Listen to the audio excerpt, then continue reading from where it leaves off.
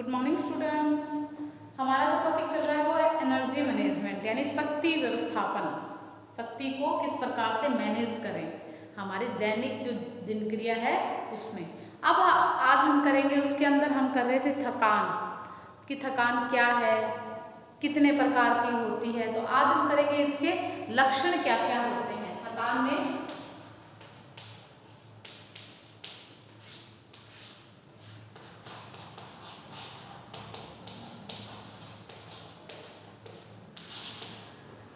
इसके करेंगे लक्षण कि इसके क्या सिम्टम्स होते हैं, लक्षण क्या दिखाई देते हैं कि हमें कैसे लगता है कि हम थक गए हैं।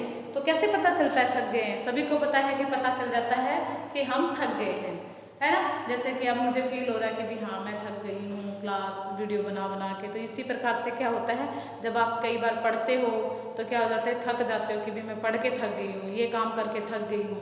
तो क्या है, ये किस प्रकार से पता चलता है कि हम थक गए। तो क्या होता है, सबसे पहले हमें आलस आता है, सुस्ती आती है और काम करने का बिल्कुल मन नहीं करता। फिर क्या होता है, उबासी आने लग जाती है, उबासी आती है, फिर नींद आती है और हम क्या लेते हैं, जम्हाई लेते हैं ना, ऐसे मुंह फाड़ के उबासियाँ लेते रहते हैं। फिर क्या है, कार्य क्षमता में कमी आ जाती है, काम करने की जो क्षमता है उसमें क्या आ जाती है, कमी आ जाती है। यानी क्या होते हैं इसके लक्षण में, सबसे पहले है सुस्त व्यक्ति क्या हो जाता है, सुस्त और आलसी, आलसी हो जाता है। दूसरा क्या है, जम्हाई और नींद आती है, नींद लेता है। फिर तीसरा क्या है, इसमें कार्य क्षमता है वो कम हो जाती है, कार्य क्षमता कम हो जाती है। फिर इसके अंदर काम करने में अधिक समय लगता है। जो भी हम काम लेते हैं उसमें क्या है, हमें क्योंकि हम उसको काम को मन लगा के नहीं करते, जल्दी जल्दी नहीं करते, क्योंकि एनर्जी नहीं होती, तो क्या है, काम करने में क्या है, अधिक समय लगता है।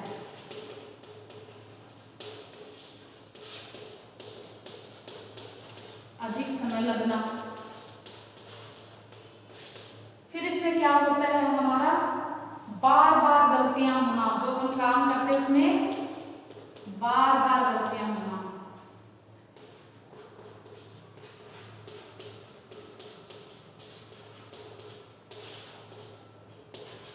बार बार क्या होती हैं, गलतियां होती रहती हैं। फिर क्या होता है, एकाग्रता में कमी आती है, ध्यान नहीं होता उसके ऊपर, कोई भी काम करते हैं उस पर हमें मन नहीं लगता, उसके ऊपर एकाग्रता नहीं रहती, ध्यान और कहीं चला जाता है, बार बार काम बिल्कुल नहीं करने की इच्छा नहीं होती, इच्छा नहीं होती है, इच्छा नहीं काम करने की। और इसके अंदर वो क्या होता है, पलकें झपकने लगती हैं। जो हमारी पलकें होती हैं वो क्या है,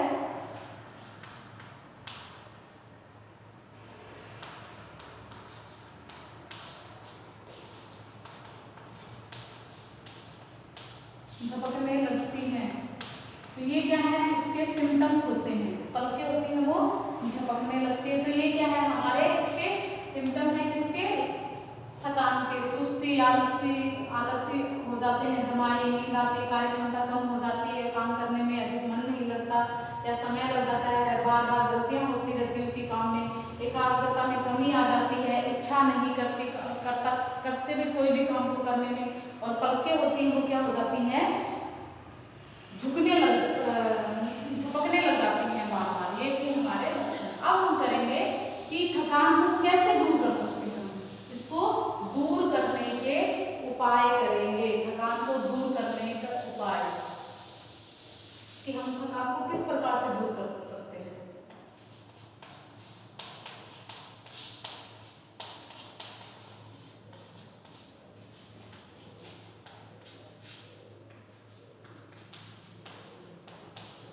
दूर करने के उपाय,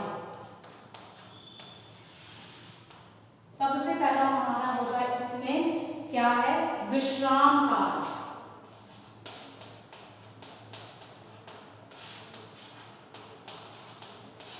विश्राम काल रहेगा। दूसरा है हमारा इसके अंदर है प्रेरणा की भूमिका।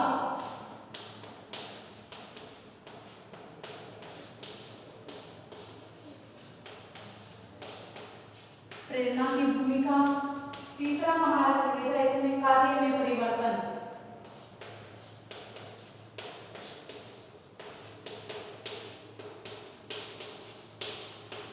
कार्य में परिवर्तन। चौथा हमारा इसके अंदर रहेगा उचित शारीरिक स्थिति।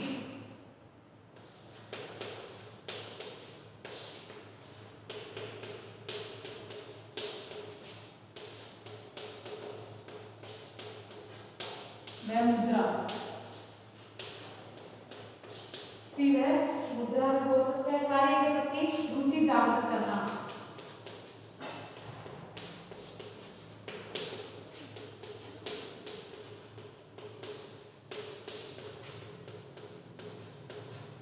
कार्य के प्रति रुचि जागृत करना।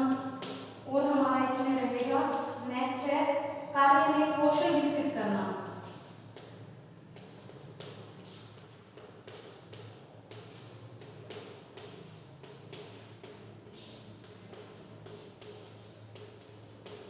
कार्य में कौशल विकसित करना। और हमारा इसका जो लास्ट रहेगा वो है समय शक्ति बचत के उपकरणों का समय शक्ति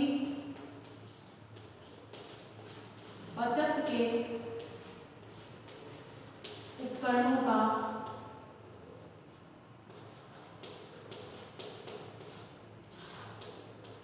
प्रयोग।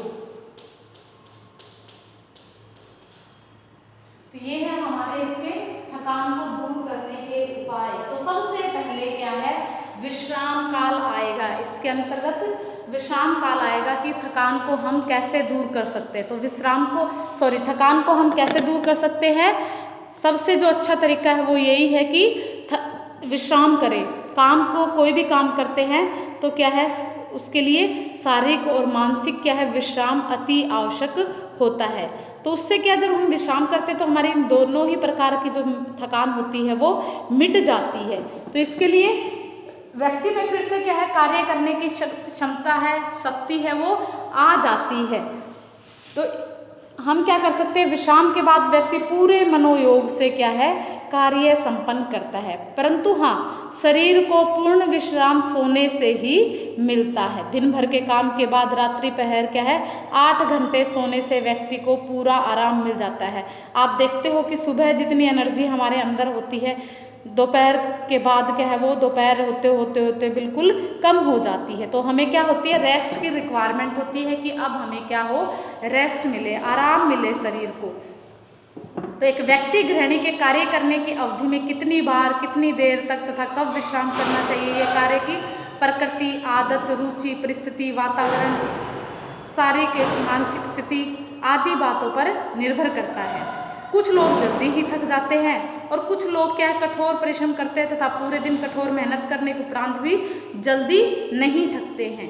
तो इस प्रकार से क्या है, हम क्या है, कई गृहिणियाँ थकने के बाद थोड़ी देर आराम कर लेती है, फिर दोबारा से काम को लग जाती हैं। तो इस प्रकार से क्या है, हमारे जो दैनिक जीवन है उसमें हमें विश्राम की आवश्यकता होती है।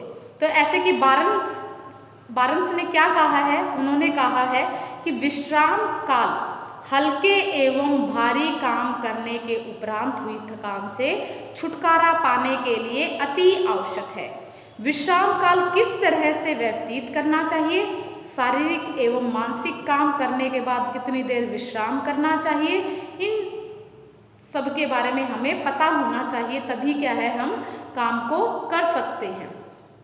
फिर दूसरा है जो वो है हमारा प्रेरणा की भूमिका, यानी हमें क्या है, थकान दूर करने के लिए प्रेरणा या उत्प्रेरणा महत्वपूर्ण भूमिका अदा करते हैं। इसके लिए इसमें हम ये है नकार नहीं सकते कि क्या है, औद्योगिक, जैसे कि क्या है, औद्योगिक क्षेत्र में जब वहाँ पर लोग काम करते हैं तो उनको क्या है, यह शोध किए गए हैं, रिसर्चेज की गई, तो वहाँ पे पता किया, जैसे औद्योगिक जो भी क्षेत्र उन्होंने वहाँ पे क्या है, रिसर्चेज की गई है, शोध किए गए हैं, तो उनसे पता चला है कि क्या है, थकान से गहरा एवं अटूट रिश्ता होता है प्रेरणा का।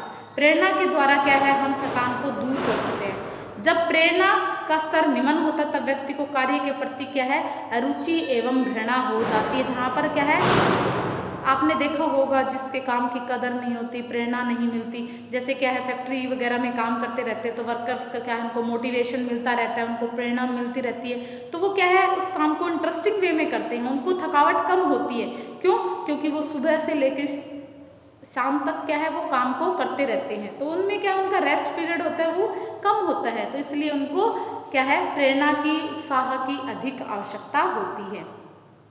मेयर है, एक विद्वान है, उन्होंने क्या कहा है इसके बारे में, किसी कार्य को करने के लिए कितनी शक्ति प्राप्त होगी यह उस बात पर निर्भर करता है कि प्रेरणा या प्रेरणा कितने स्तर का है, कितने उस स्तर का है। उत्प्रेरणा का स्तर जितना अधिक ऊंचा होगा, काम करना उतना ही अधिक, काम करने में अधिक शक्ति प्राप्त होगी उसके लिए। यदि उत्प्रेरणा का स्तर निम्न होगा तो काम करने हेतु शक्ति भी कम प्राप्त होगी और जल्दी थकान हो जाएगी। तो इस प्रकार से क्या है, ये उसको मोटिवेशन या प्रेरणा मिलती रहनी चाहिए। फिर हम बात करते हैं कार्य में परिवर्तन। लगातार एक ही काम को करते रहते हैं तो हम क्या हो जाते हैं, उससे ऊब जाते हैं, बोर हो जाते हैं, इसीलिए हम क्या है उससे थक जाते हैं, तो क्या है थकान महसूस होने लग जाती है। तो क्या है हमें कार्य में परिवर्तन कर देना चाहिए, लगातार एक काम करते नहीं रहना चाहिए, उसको चेंज कर देना चाहिए। तो क्या है चेंज करने से क्या है थकावट दूर हो जाती है। जैसे कि भारी काम कर रहे हैं काफ़ी देर से, तो हमें फिर हल्के काम करेंगे तो क्या है थकावट दूर हो जाएगी। जैसे कि क्या है लगातार 2-3 घंटे से कपड़े धो रही तो उससे थकान होना स्वाभाविक हो जाता है, तो वह कपड़ा धोना छोड़कर क्या है अन्य क्रियाएं करने लग जाए तो क्या है उसकी थकान दूर हो जाएगी। तो इस प्रकार से क्या है हम थकान को क्या है, जैसे कि क्या है मसाला पीसना है, बिस्तर लगाना, इस प्रकार के हल्के काम वो करने लग जाए तो क्या है तरोताज़ा महसूस करती है। और क्या है जैसे हम मनोरंजन के साधन अपनाते हैं, टीवी है, रेडियो है, आजकल तो फ़ोन का है, आपको सभी को पता है, तो क्या होता है उससे हमारी थकान दूर हो जाती है। फिर है उचित शारीरिक स्थिति या एवं मुद्रा। हमारा जो शरीर का पोस्चर है वो भी क्या है उचित होना चाहिए, हमारी जो स्थिति है वो है अधिक उचित होनी चाहिए। थकान मिटाने में क्या है उचित एवं सही शारीरिक स्थिति का क्या है महत्वपूर्ण योगदान है। अगर मैं झुक के काम करूंगी तो काफ़ी देर झुकते झुकते मुझे क्या थकावट हो जाएगी। अब मैं खड़े खड़े लेक्चर दे रही तो मुझे इतनी प्रॉब्लम नहीं है, लेकिन मुझे अगर मेरा बोर्ड कंफर्टेबल नहीं है, अगर ये इसकी ऊंचाई और भी ज़्यादा है तो मुझे उसके ऊपर उठना पड़े या ज़्यादा नीचे झुकना पड़े तो क्या है मेरी पीठ में दर्द होगा, उससे क्या हो जाएगी थकान उत्पन्न हो जाएगी। तो क्या है उसके लिए जो हमारे जो कार्य स्थिति है उसकी जो हमारे शरीर की मुद्रा है वो क्या है एक्यूरेट होनी चाहिए। ये नहीं कि ज़्यादा झुकना है, ज़्यादा ऊपर उठना है, नीचे झुकना है, तो ये सारी चीज़ें क्या है थकान के कारण होते हैं। तो इस प्रकार से क्या है हम शारीरिक स्थिति को ठीक रख कर क्या है हम अपनी थकान को दूर कर सकते हैं। फिर हम बात करते हैं कि जैसे कि क्या है लयपूर्ण तरीके से काम करना है, एक ही रिदम में, जैसे कि क्या मुझे ऐसे ऐसे लिखना है, ये मेरा हाथ भी ऐसे चल रहा है, अगर मुझे यहाँ लिखना पड़े तो मैं क्या है बड़े ही उसको कंफर्टेबल फील नहीं करूँगी, उसमें मुझे हाथ में दर्द हो जाएगा, ज़्यादा झुकना पड़ेगा। तो इसके लिए क्या है एक लयपूर्ण तरीके से काम करते हैं, लगातार काम कर रहे तो उससे क्या है थकान कम होती है। फिर क्या शरीर के अंगों का जो गुरुत्वाकर्षण है वो सीधे खड़े रहते हैं तो क्या है वो ठीक रहता है। अगर झुकते हैं तो जो हमारा गुरुत्वाकर्षण है वो क्या है नीचे, हमारा जो ये वेट है वो नीचे की तरफ होता है, जिससे क्या है फोर्स के कारण क्या है हमें ज़्यादा दिक्कत होने लग जाती है। सीधे बैठकर काम करने से ठीक रहता है, हमारी क्या है बैठने की जो पोस्चर है वो भी ठीक होना चाहिए। तो इस प्रकार से क्या है शरीर पर उठाए जाने वाले मध्य जो वजन है उसका गुरुत्वाकर्षण भी क्या है ध्यान में रखना चाहिए। आपने देखा होगा सिर के ऊपर वजन उठाते हैं तो उसमें हमें कम वो होता है, दिक्कत कम होती है, लेकिन हम अगर मान लो हाथ में आपको वजन दे देते हैं, इस हाथ में वजन दे देंगे तो आप नहीं चल पाओगे। तो ये क्या है उसके गुरुत्वाकर्षण के कारण ही होता है। फिर बात करते हैं कार्य के प्रति रुचि जागृत करना। जो भी काम हम करते हैं अगर हम उसको दिल से करते हैं, मन से करते हैं तो उस काम के प्रति क्या है इच्छा जागृत होगी और क्या है उस काम को करने में क्या है थकावट महसूस नहीं होगी। तो इसीलिए क्या है किसी भी कार्य को करें तो क्या है हमें रुचि जागृत होनी चाहिए, ना कि क्या है बोरिंग तरीके से उसको काम करने चाहिए। किसी कार्य को समूह में अथवा परिवार के सदस्यों के साथ मिलकर करने से काम में रुचि उत्पन्न होती है तथा थकान भी दूर हो जाती है। जैसे कि अकेले बैठकर क्या है बुनाई सिलाई या कढ़ाई करने के बजाय अगर हम घर के मेंबर्स के साथ में बैठकर काम करते तो बातों बातों में काम का भी नहीं पता चलता और क्या है हमारी थकान भी महसूस होती है। यदि इन्हीं कार्यों को समूह में बैठकर किया जाए तो क्या है थकावट नहीं होती। अगर आप अकेले बैठकर काम करते हो तो क्या है ज़्यादा थकावट महसूस होती है। तो अगर आप मान लो ऐसे कि आप घर में किचन में काम कर रहे हैं, बर्तन साफ़ कर रहे हैं या खाना बना रहे हैं, उस टाइम पे आप मनोरंजन करते हो तो आपने देखा होगा कि हम फटाफट बना लेते हैं, हमें थकावट महसूस नहीं होती है। अब हम बात करते हैं कार्य में कौशल विकसित करना। मान लो क्या है कि कार्य में कौशल और निपुणता विकसित करने से भी थकान को आसानी से मिटाया जा सकता है। जब व्यक्ति को काम करने का सही तरीका मालूम है तो वो उस काम को जल्दी करेगा। और कई बार ऐसा होता है कि अगर उसको आता ही नहीं है वो काम तो वो क्या करेगा, एक बार गलती करेगा, 2 बार करेगा, 3 बार करेगा, उसका मन ही नहीं है, बार बार गलतियां ही करता रहेगा तो इससे क्या है उसको थकावट होगी। इसलिए क्या है देखा होगा कि क्या है जो भी हम काम करते हैं उसका हमें लक्ष्य पता होना चाहिए कि क्या लक्ष्य है। मान लो आपको किसी ने काम दिया है और आपको बताया नहीं है किस पर्पज़ के लिए है, यानी आपको बोल दिया कि 5 में लोग आएंगे घर में, उसके लिए खाना बनाना है, तो आप ये देखोगे कि कौन मेहमान आएंगे, कब आएंगे, कौन से आएंगे। कि कई बार ऐसा होता है कि किस टाइप के मेहमान होते हैं, किसी के लिए जैसे ऑफिस से आते हैं तो उनके लिए अलग प्रकार का खाना बनाते हैं, गांव से आपके कोई गेस्ट आते हैं तो उनके लिए अलग प्रकार का खाना बनाना पड़ता है। तो क्या है अगर ये चीज़ें आपकी क्लियर नहीं होंगी तो क्या होगा कि आप कंफ्यूज हो जाएंगे और उससे क्या होगा थकावट महसूस होगी। इसलिए क्या है हमें लक्ष्य पता होना चाहिए, स्पष्ट होना चाहिए, जिससे क्या हमें शीघ्रता से थकान ना हो। कार्य में कौशल विकसित करने के लिए क्या है घर के प्रत्येक काम सामान को व्यवस्थित करके एवं क्रम में उचित जगह पर रखना चाहिए ताकि क्या है आवश्यकता पड़ने पर अनावश्यक भाग दौड़ ना हो। सही क्रम में होनी चाहिए कि ये चीज़ें हमारी पहुंच में होनी चाहिए, तो उससे क्या है थकावट नहीं होती। जैसे कि क्या है लिखने पढ़ने का सामान एक अलमारी या टेबल पर होना चाहिए। चाय बनाने हेतु चाय पत्ती चीनी हम पास पास में रखते हैं, तो इससे क्या है हमें क्या है उस चीज़ के लिए क्या है एक ही काम के लिए कई जगह हाथ नहीं मारने पड़ते हैं, एक बार में ही वो काम हो जाता है।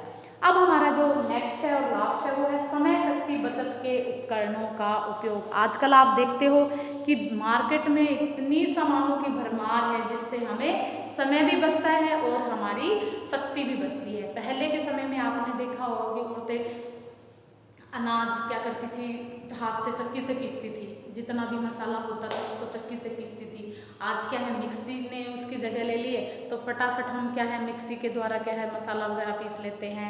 चटनी वगैरह बनानी है तो पहले चटनी वगैरह बनाते थे तो उसमें कितना टाइम लगता था, लेकिन आजकल मिक्सी में बनाते हैं तो बड़ी जल्दी बन जाती है, टाइम भी नहीं लगता, तो इससे हमारी शक्ति भी नहीं लगती और समय भी बच जाता है। तो इन उपकरणों का पहले हाथ से कपड़े धोते थे तो क्या है पूरे दिन क्या है हमारे हाथ भी दर्द करने लग जाते थे, तो क्या है थकावट हो जाती थी शरीर में।